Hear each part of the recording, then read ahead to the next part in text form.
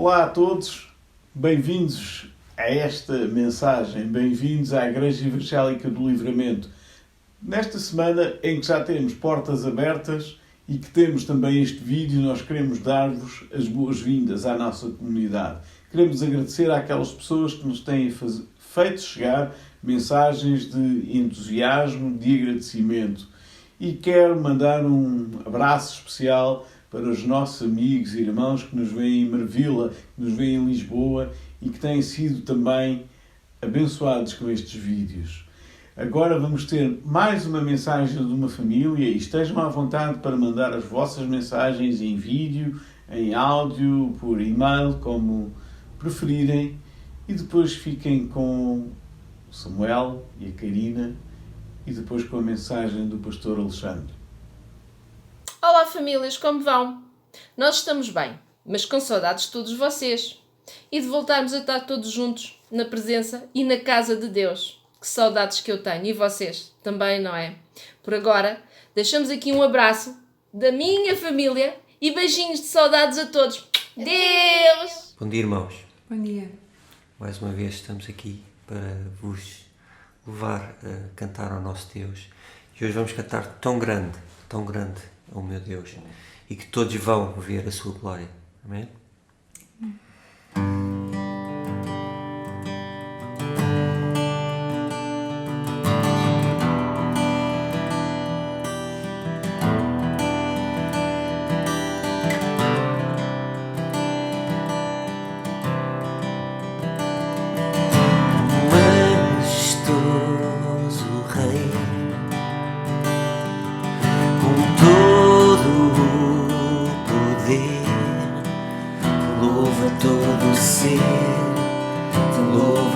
O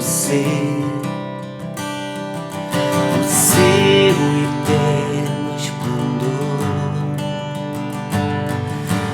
luz ao seu redor, afasta a escuridão, tão grande, meu Deus, vem cantar tão grande, é o meu Deus, todos verão tão grande, é o meu Deus.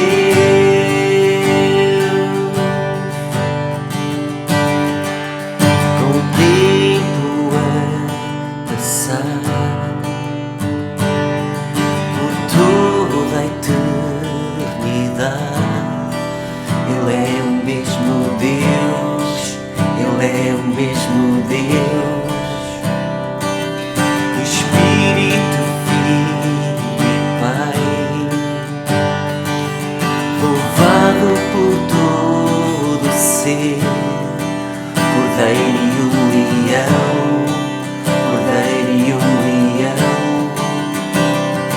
Tão grande é o meu Deus, vem cantar tão grande, é o meu Deus, todos verão tão grande, é o meu Deus.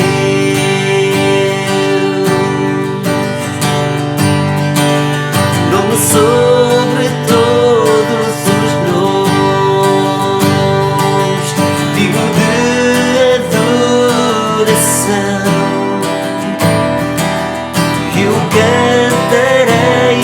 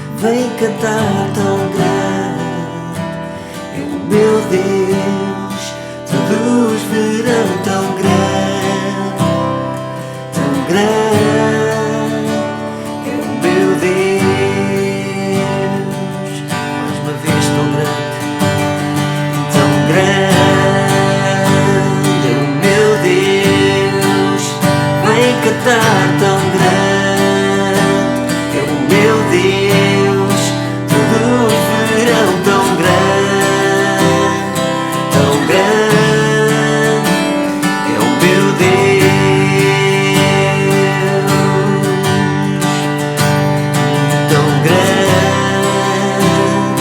tão grande é o meu Deus,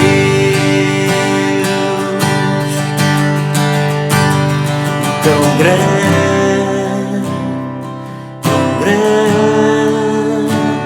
é o meu Deus.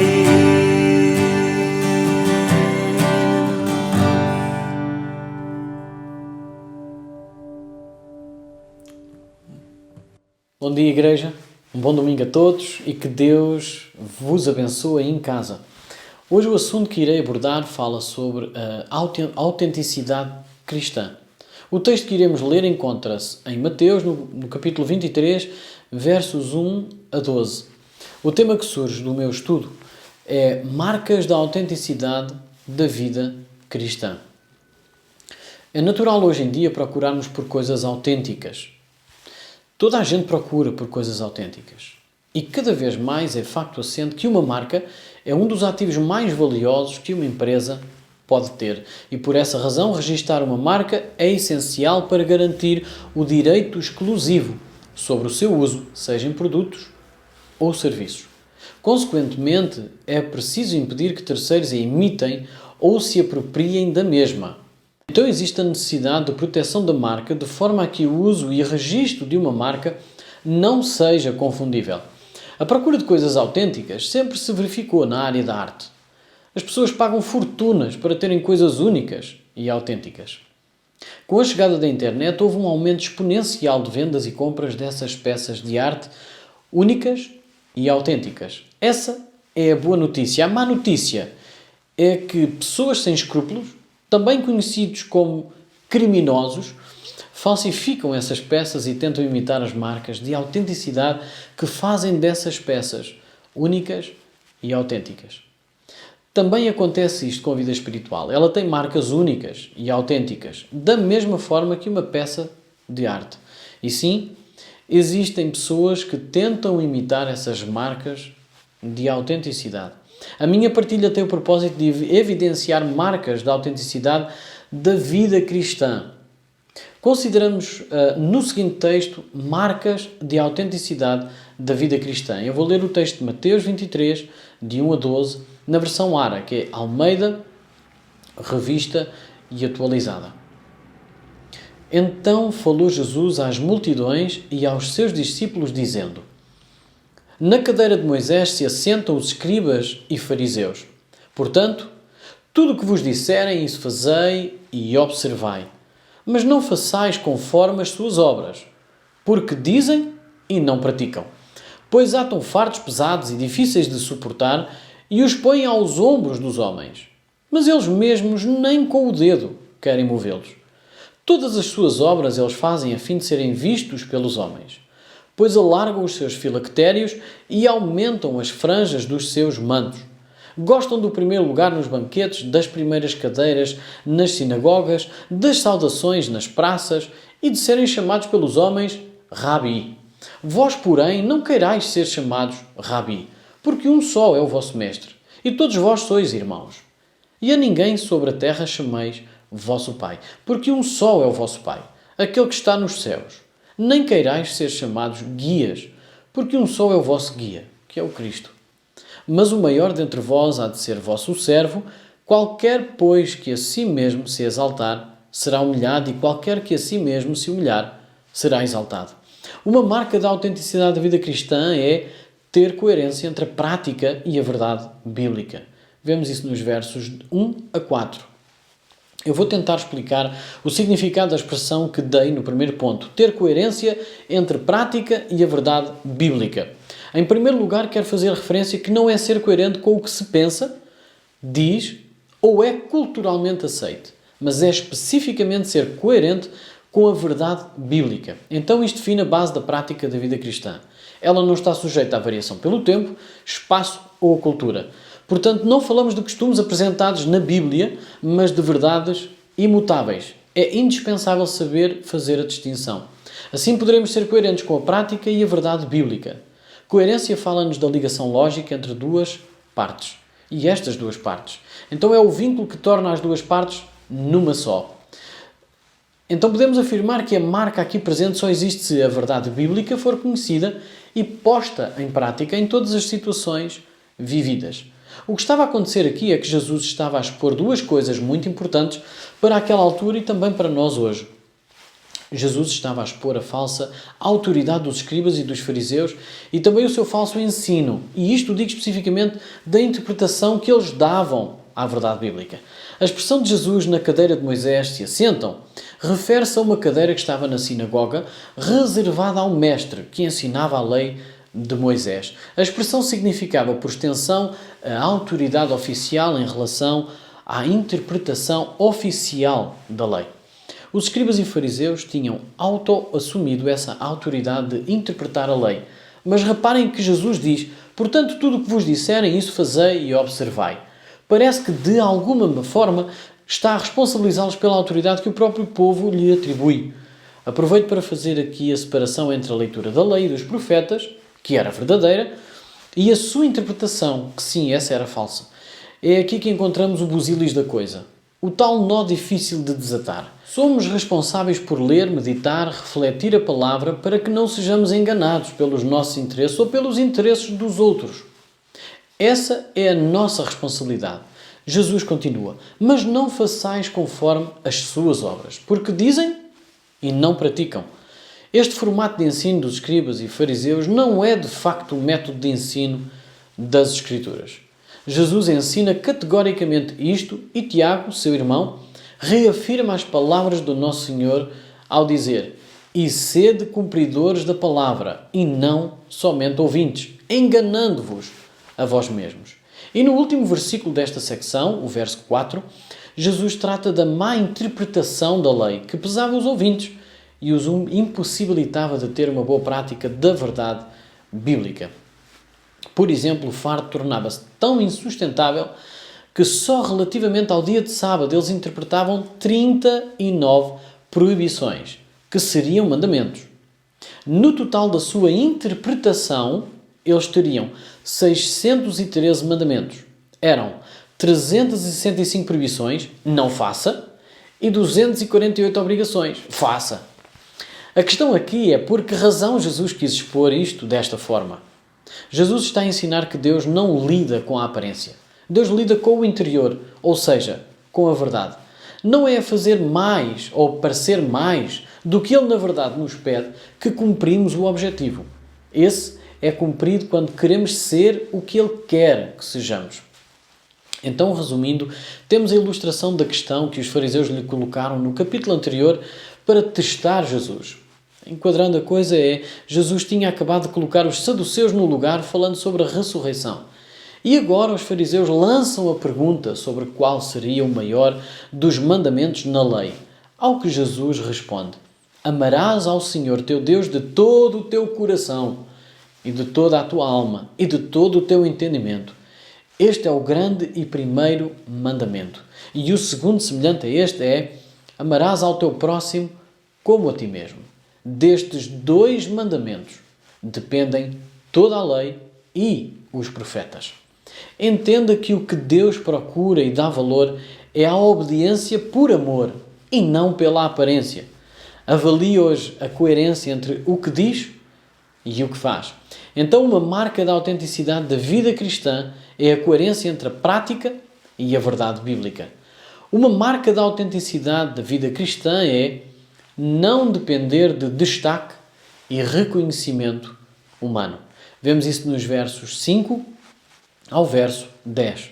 Este é um grande problema do nosso século. A dependência de destaque e reconhecimento.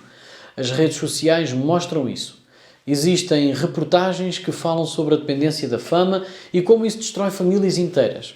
Uma das marcas da autenticidade da vida cristã é não ser dependente de destaque ou reconhecimento humano. Grande desafio nos dias que correm. Conseguir viver no meio disto sem se tornar dependente. Todos querem mais likes, amigos, subscritores e visualizações. É uma corrida para ganhar a atenção que se tornou no emprego de sonho da nossa juventude. Ser um vlogger. Muitos já vivem disso e isso não tem mal nenhum. No entanto, para se viver disto, tem que ser um bom profissional. E o problema é quando o que nos leva a fazer isso é a dependência de destaque e do reconhecimento humano que isso possa trazer. E isso também se aplicava naquela altura com os que ensinavam as Escrituras. O próprio Jesus ensinava por amor e não por dependência de destaque ou reconhecimento humano. Esse era o problema que Jesus estaria a expor. Veja os versos 5 a 10. No início, Jesus dá a raiz do problema ao dizer: todas as suas obras eles fazem a fim de serem vistos pelos homens. Este era o verdadeiro problema. Eles estavam dispostos a tudo para serem vistos em destaque. Repara os exemplos que Jesus diz que eles faziam para terem destaque naquela sociedade. Eles foram espertos, porque alargavam os seus filactérios. Isto a nós não nos diz nada, mas naquela altura os filactérios definiam o grau de devoção. Porque eram as caixinhas de pele, podem ver aí na imagem, aquelas caixinhas de pele que estariam atadas à cabeça e ao braço esquerdo e que continham passagens especiais das Escrituras. Quanto maior as caixinhas, mais Escrituras eles liam e decoravam. Isto tinha grande importância na cultura. E também as franjas tinham um significado na lei, mas eles começaram a competir com o tamanho das franjas. Quanto maior as franjas, maior a devoção. Mas, na verdade, o que Jesus declara é que tudo o que os escribas e fariseus faziam não era por devoção, mas era para ter destaque, domínio e reconhecimento da sociedade. O que Jesus fala nestes versos é que eles usavam a religião para terem alguns proveitos práticos. Será que nós também temos estes desafios nos dias de hoje? Claro que sim. Podemos cair no erro de dar mais importância ao ritual da nossa reunião do que ao resultado do nosso encontro. Devemos estar atentos a isso e não permitir que isso nos perturbe e afaste do que Deus pretende com a nossa união. Repare bem nas palavras que eu utilizei. A ilustração que me ocorre é a de um casal que se deu mal ao querer ganhar destaque numa nova sociedade que estaria a começar. Essa comunidade era o início da Igreja de Cristo. Com a intenção de ganhar destaque nessa comunidade, ofereceram uma verba da venda da sua propriedade, dizendo que entregavam todo o dinheiro para a caridade. Que queridos! Mas, na verdade, entregavam apenas parte do valor. Poderiam ter ficado com todo o valor se desejassem. Até poderiam não vender a propriedade. O problema foi a intenção e o desejo interior de quererem ganhar destaque e reconhecimento por algo que, na verdade, não estavam a fazer. Não teria mal vender a propriedade e não dar valor nenhum, ou se pretendessem ser generosos, dar apenas uma parte. Mas o que acontece aqui é que eles fingiram que tinham dado tudo, dando apenas uma parte. A venda de propriedades e a entrega do valor estava a ser uma prática comum entre esta comunidade, para que ninguém tivesse falta de bens essenciais. Estavam a viver todos numa comunidade. Isto seria alvo de gratidão e de natural reconhecimento. Barnabé já o tinha feito e tinha sido destacado pelo gesto, embora o tivesse feito por amor e sem qualquer motivo egoísta. Porém, este casal mal intencionado, porque procurava apenas destaque e reconhecimento, foi travado pelo apóstolo Pedro, que estaria a ser usado pelo Espírito Santo para que a verdade fosse reposta e houvesse temor nesta comunidade. O que aconteceu foi que foram descobertos e morreram ambos subitamente, após a conversa com Pedro. O que aprendemos aqui é que Jesus continua com a sua ação de purificar a sua noiva, a Igreja de Cristo, agora através do seu Espírito. Não caia no erro de viver uma vida cristã falsa, que procura destaque e reconhecimento humano, que só lhe trará prazer momentâneo, pessoal e vazio de valor. Mas procure viver uma vida cristã verdadeira. Avalie hoje se esta marca está na sua vida. Uma marca da autenticidade da vida cristã é não depender de destaque e de reconhecimento humano.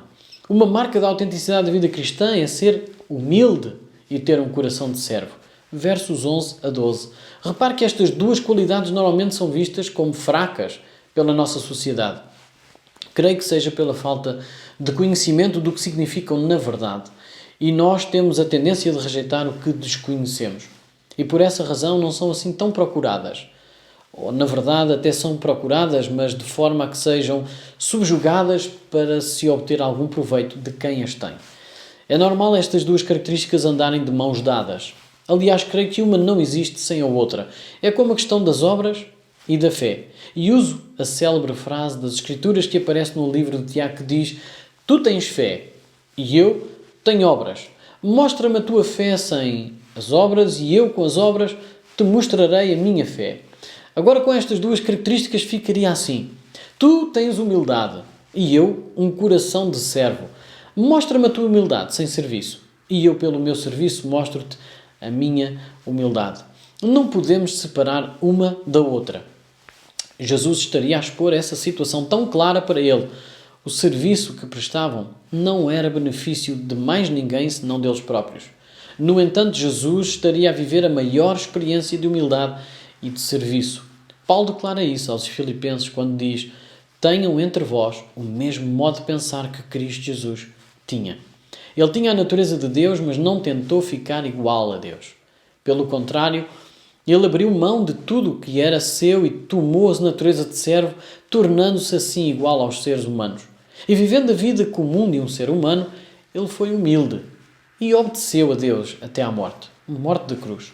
Por isso Deus deu a Jesus a mais alta honra e pôs nele o nome que é o mais importante de todos os nomes, para que, em homenagem ao nome de Jesus, todas as criaturas do céu, na terra e no mundo dos mortos caiam de joelhos e declarem abertamente que Jesus Cristo é o Senhor, para a glória de Deus, o Pai. Será que Jesus tentou ensinar isto aos próprios intérpretes da lei? Sim, e vemos isso de forma categórica na passagem em que um intérprete da lei questiona Jesus como herdaria a vida eterna. Jesus responde com uma pergunta: o que diz na lei? E como interpretas? Ao que o intérprete da lei respondeu: amarás o Senhor teu Deus de todo o teu coração, de toda a tua alma, de todas as tuas forças e de todo o teu entendimento. E amarás o teu próximo como a ti mesmo. Jesus disse-lhe: respondeste corretamente. Faz isso e viverás. Ele, porém, querendo justificar-se, perguntou a Jesus: e quem é o meu próximo? Jesus, prosseguindo, disse: um homem descia de Jerusalém a Jericó e caiu nas mãos de salteadores, os quais o despojaram e, espacando-o, se retiraram, deixando-o meio morto. Casualmente, descia pelo mesmo caminho certo sacerdote e, vendo-o, passou de largo. De igual modo, também um levita chegou àquele lugar, viu-o e passou de largo. Mas um samaritano que ia de viagem chegou perto dele e, vendo-o, encheu-se de compaixão. E, aproximando-se, atou-lhe as feridas, deitando nelas azeite e vinho, e, pondo-o sobre a sua cavalgadura, levou-o para uma estalagem e cuidou dele. No dia seguinte, tirou 2 denários, deu-os ao hospedeiro e disse-lhe: cuida dele, e tudo o que gastares a mais, eu te pagarei quando voltar.